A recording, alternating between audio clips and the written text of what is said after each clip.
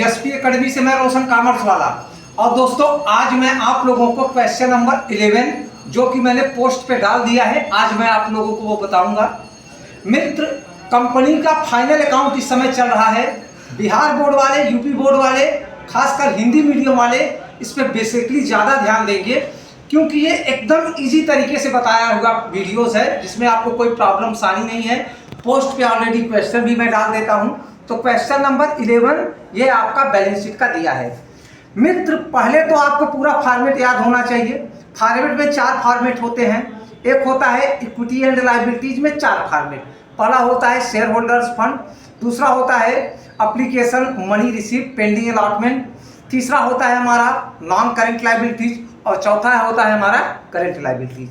इसमें से 2 हमारे दोस्तों आपके इंटरनल लायबिलिटीज होते हैं, पहला और दूसरा, और तीसरा और चौथा हमारा एक्सटर्नल लायबिलिटीज होता है। तो दोस्तों क्वेश्चन नंबर 11 मैं सॉल्व कराने चल रहा हूं जो मैंने पोस्ट पे डाल रखा है। तो मित्रों, एक साइड में हमारा लायबिलिटीज दिया हुआ है, एक साइड में हमारा एसेट्स दिया हुआ है। तो मित्रों हम पहले लायबिलिटीज का काम कर लेते हैं, उसके बाद दोस्तों एसेट्स का काम करेंगे। तो लायबिलिटीज का सर दोस्तों अमाउंट हम क्लियर करते हैं। तो पहला हमारा हेड होता है इक्विटी एंड लायबिलिटीज में share holders fund. Share holders fund में पहला होता है शेयर कैपिटल।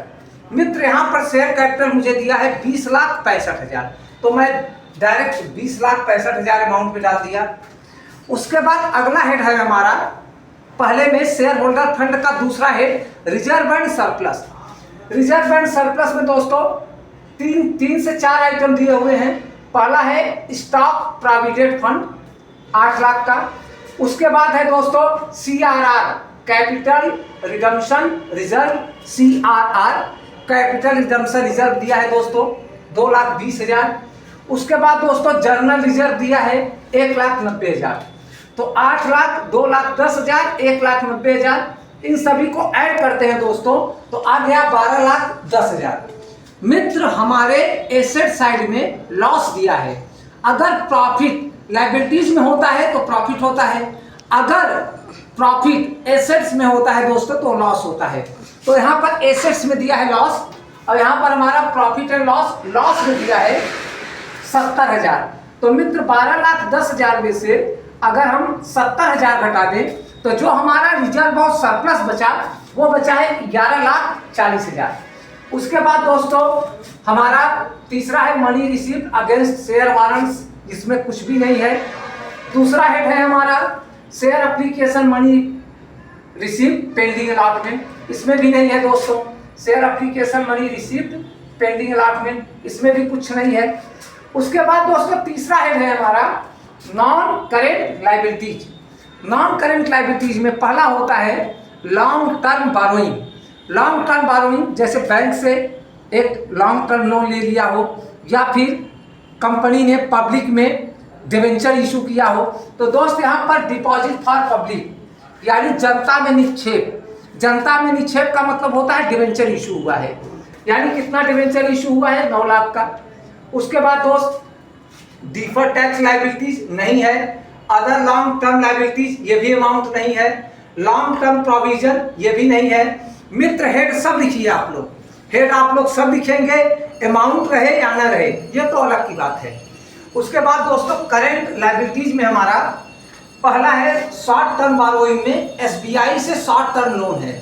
SBI से जो शॉर्ट टर्म लोन है दोस्तों वो है 1,78,000 का, 1,78,000 का। उसके बाद दोस्त ट्रेड पेबल में अकाउंट्स पेबल दिया है, चाहे ट्रेड पेबल बोलो चाहे अकाउंट्स पेबल बोलो, ये दिया है हमारा 2,10,000। और उसके बाद दोस्तों एक लास्ट आइटम दिया है अनक्लेम्ड डिविडेंड। ऐसा डिविडेंड जो कि अभी दिया नहीं गया है, वो शो तो हो गया दोस्तों, अलाउ कर दिया गया। पब्लिक कहने का मतलब है दोस्तों मीटिंग में यह डिविडेंड देने के लिए परमिशन मिल गई है दोस्तों, यानी कि इसकी मीटिंग में यह अलाउ कर दिया गया कि शेयर होल्डर्स को डिविडेंड मिलेगा। लेकिन दोस्तों अभी अनक्लेम्ड है, तो अनक्लेम्ड डिविडेंड हमारा अदर करेंट लायबिलिटीज में आता है 6,000। और उसके बाद दोस्तों अगर हम लायबिलिटीज का पूरा पार्ट ऐड करते हैं तो 44,99,000। कभी कभी कोई बुक में या किसी अन्य बुक में दोस्तों ये भी दिया है कि जैसे अलग अलग, जैसे लॉन्ग टर्म बारोइंग में तब इसके हेड में दिया है डिपॉजिट फॉर पब्लिक। आप चाहे दोस्तों तो वर्किंग नोट में करके दिखा सकते हैं, आप चाहे दोस्तों तो यही ये नीचे में ही जैसे डिपॉजिट फॉर पब्लिक यहाँ पर दिखा सकते हो, डिपॉजिट फॉर पब्लिक 9 लाख। कहने का तात्पर्य है दोस्तों, चाहे आप हेड वाइज दिखाओ, चाहे आप वर्किंग नोट करके दिखाओ, लेकिन एक बात ध्यान रखना कि जिसका जो हेड होगा उसी में उसका वर्किंग नोट होना चाहिए, या जिसका जो हेड होगा उसी के अंतर्गत वो दिया होना चाहिए। जैसे डिपॉजिट फॉर पब्लिक तो लॉन्ग टर्म बारोइंग के नीचे हम दिखा सकते हैं, या फिर हम पब्लिक वर्किंग नोट में दिखा सकते हैं long term burrowing public deposit आपका 9 लाख रुपए दिया है। कहने का तात्पर्य है दोस्तों कि जो हेड होगा उसी में हम दिखाएंगे। दोस्तों अब हम पार्ट बी यानी कि एसेट्स का काम करने चल रहे हैं कि एसेट्स कैसे बैलेंस शीट में दिखाया जाता है। मित्रों फॉर्मेट में कोई चेंजेस मत करना, फॉर्मेट आपको याद रहेगा। एसेट्स यहाँ 2 होते हैं, एक होता है नॉन करेंट एसेट्स, एक होता है करेंट एसेट्स।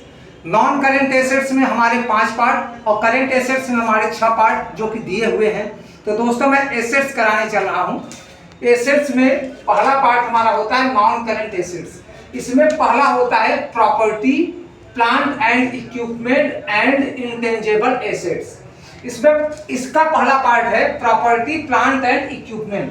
प्लांट और मशीनरी है दोस्त, और लीज होल्ड प्रॉपर्टी। प्लांट और मशीनरी है 9 लाख और लीज होल्ड प्रॉपर्टी है 16 लाख। तो यानी दोनों को ऐड करेंगे तो प्रॉपर्टी, प्लांट एंड इक्विपमेंट बन गया 25 लाख। 25 लाख यहाँ से आया, प्लांट एंड मशीनरी है 9 लाख और लीज होल्ड प्रॉपर्टी है हमारा 16 लाख। उसके बाद दोस्तों हमारी गुडविल है इंटेंजिबल एसेट्स। इंटेंजिबल एसेट्स हमारी गुडविल है, ये है हमारी 3 लाख। उसके बाद कैपिटल वर्क इन प्रोग्रेस दिया है दोस्तों, जहां पर कार्य अभी चल रहा है, वर्क इन प्रोग्रेस हमारा है 1,20,000। उसके बाद दोस्तों इंटेंजिबल एसेट्स अंडर डेवलपमेंट कुछ नहीं दिया है। उसके बाद दोस्तों एक के बाद बी पार्ट आता है non current investment. Non current investment में है दोस्तों investment subsidiary company. Subsidiary company के कुछ शेयर कंपनी ने खरीदे हैं, वो है 11,50,000 जो हमारा आएगा नॉन करेंट इन्वेस्टमेंट में। उसके बाद दोस्तों डिफर्ड टैक्स एसेट्स नहीं है, long term loan and advance नहीं है। उसके बाद दोस्तों एक होता है प्रारंभिक व्यय, प्रिलिमिनरी एक्सपेंसेस। ये ऐसे एक्सपेंस होते हैं जो कि कंपनी बनने के पहले के खर्च होते हैं, और ये थोड़े थोड़े करके कई सालों में कंपनी में राइट ऑफ किए जाते हैं, काटे जाते हैं प्रॉफिट से। तो दोस्तों प्री एक्सपेंस हमारा दिया है 39,000। उसके बाद अगला हेड है हमारा करेंट एसेट्स। करेंट एसेट्स में करेंट इन्वेस्टमेंट नहीं है, इन्वेंट्री हमारा दोस्तों ये भी नहीं है। ट्रेड रिसीवेबल में अकाउंट्स पेबल दिया है, अकाउंट्स पेबल दिया है 2,40,000। उसके बाद कैश दिया है दोस्तों, कैश दिया है 1,05,000। फिर शॉर्ट टर्म लोन और एडवांस में कुछ भी नहीं दिया है। अगला हमारा पार्ट है अदर करेंट एसेट्स।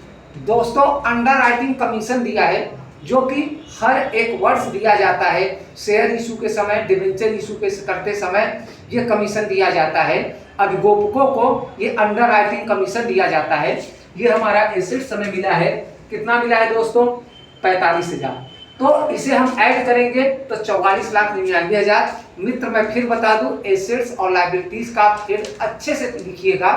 आइटम्स कौन किस में जाएंगे ये आप आइटम्स लिखते ही वक्त पकड़ लेंगे कि अकाउंट्स पेबल में जाएगा, ये फिक्स एसेट्स है। तो दोस्तों ये हमारा अगला पार्ट जो दिया है यहाँ पर मैं इसको सॉल्व करा दिया हूँ। उसके बाद मैं नेक्स्ट वीडियो अपलोड करूँगा, तो उसमें मैं आपको कंपनी की नई चीज़ें